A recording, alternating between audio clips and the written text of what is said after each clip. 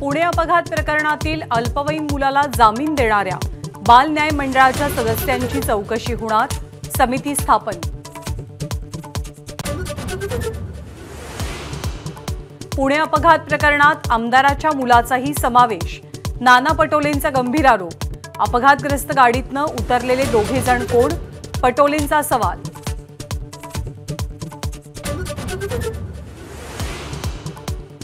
अल्पवयीन आरोपीचे blood sample बदलण्यासाठी विशाल अग्रवालकडनं doctor तावरेला तब्बल 14 फोन कॉल। रॅश ड्रायव्हिंग प्रकरणातली नवी माहिती, तर पोलिसांकडनं डॉक्टर तावरे आणि डॉक्टर हळनोर यांच्या निलंबनाचा प्रस्ताव।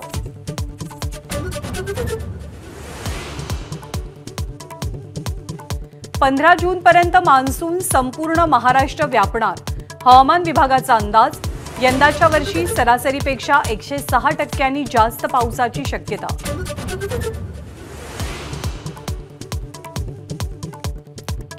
काँग्रेस नेते करणार दुष्काळी भागाची पाहणी, काँग्रेसकडनं विभागनिहाय दुष्काळ पाहणी समिती स्थापन।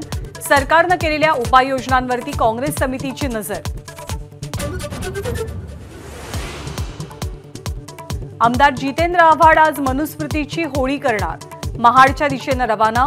मनुस्मृतीतले श्लोक अभ्यासक्रमात समाविष्ट करण्यास विरोध, महाड पोलिसांची आव्हाडांना नोटीस। जरंडेश्वर कारखान्याची पुणे एसीबीकडनं चौकशी, कोरेगावमधला भूखंड आणि डिस्टिलरी प्रकल्पाबाबत नोटीस, तर चौकशी 1990 ते 2010 काळातली, आपला संबंध नाही, अजित पवारांकडनं स्पष्ट। सांगली जिल्ह्यात तासगाव मणेराजुरी मार्गावर अल्टो कारचा भीषण अपघात, एकाच कुटुंबातील 6 जणांचा मृत्यू।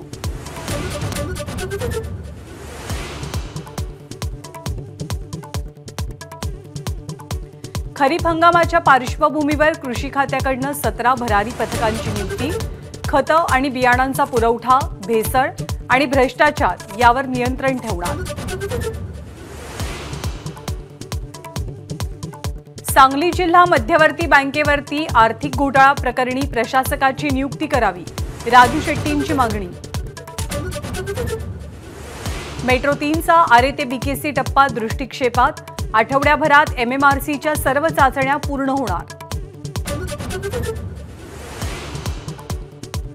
LIC कडून केंद्राच्या गंगाजळीत घसघशीत पुरवठा, केंद्र सरकारला मिळणार 3,500 कोटींचा लाभांश। मणिशंकर अय्यर यांच्या वक्तव्यामुळे काँग्रेस पुन्हा गोत्यात, 1962च्या भारत चीन युद्धात चीननं कथितरित्या भारताचा भाग बळकावल्याचं वक्तव्य, काँग्रेसकडनं सारवासारव। 1999 साली पाकिस्तानकडून लाहोर कराराचं उल्लंघन करून चूक केल्याची नवाज शरीफ यांची कबुली, कारगिल युद्धाच्या रूपात कराराचं उल्लंघन झाल्याची कबुली।